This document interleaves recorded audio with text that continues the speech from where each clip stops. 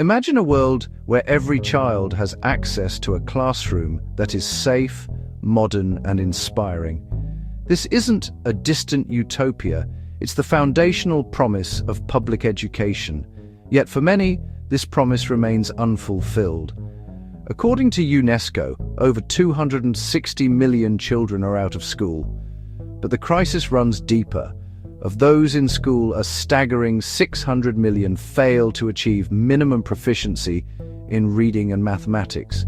This isn't just a social tragedy. It is a catastrophic economic miscalculation because school funding is inextricably linked to the health of our economies. Consider Detroit. For decades, a system reliant on local property taxes and a declining industrial base created a storm of chronic underfunding. The consequences were stark. Students in buildings with leaking roofs and faulty heating. In 2019, nearly half of its school buildings were rated as in poor condition. This environment directly impacts learning.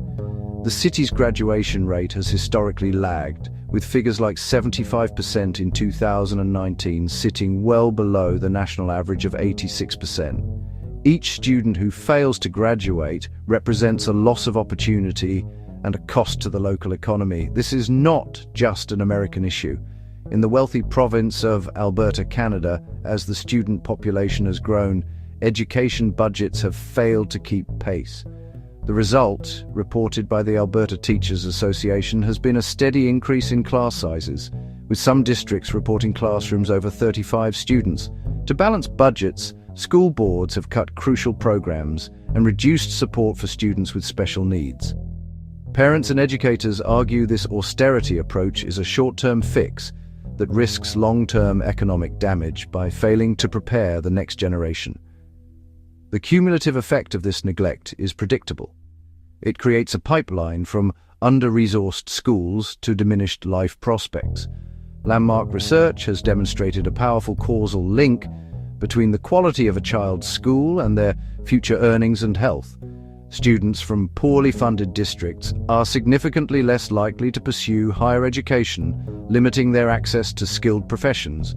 This entrenches generational poverty, where a child's future is determined not by their talent, but by their postcode.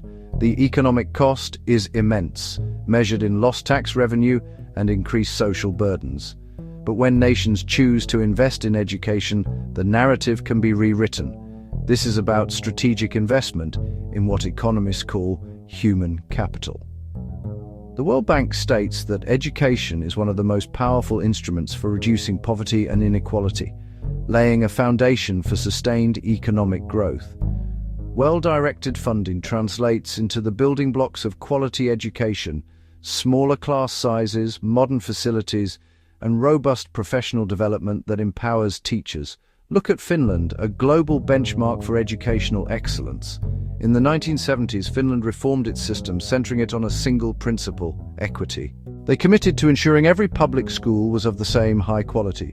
Funding is distributed equitably, and teaching is elevated to one of the most respected professions. All teachers must hold a master's degree. The results are clear. Finnish students consistently achieve top-tier scores in the OECD's PISA assessments. This academic success translates into economic strength, with Finland boasting a highly skilled workforce and low youth unemployment. Or consider the transformation of South Korea. After the Korean War, it was one of the poorest countries on earth. With few natural resources, its government bet on its people. Education became the central pillar of its national development strategy, with massive public investment in schools. This focus on human capital powered the Miracle on the Han River. In just a few generations, South Korea evolved from an aid recipient to a global economic powerhouse. Today, its tertiary education attainment rate is among the highest in the world, fueling the nation's engine of innovation. The evidence is unequivocal. Well-funded schools produce a nation's most valuable asset, a skilled and adaptable workforce. They cultivate the critical thinking and problem-solving skills essential for innovation. The macroeconomic returns are staggering. The OECD calculates that for every additional year of schooling, a country's long-term GDP per capita increases by an average of 3 to 6%. On an individual level, the World Bank estimates that each additional year of schooling can boost a person's future income by as much as 10% per year. This is not spending. It is a high-yield investment. And the dividends extend far beyond the economy. Every pound, dollar, or won invested in education generates a cascade of positive social outcomes. Higher educational attainment is strongly correlated with better public health, reducing the strain on public healthcare systems. Communities with high-quality schools consistently report lower crime rates. Furthermore, education is the bedrock of a functioning democracy.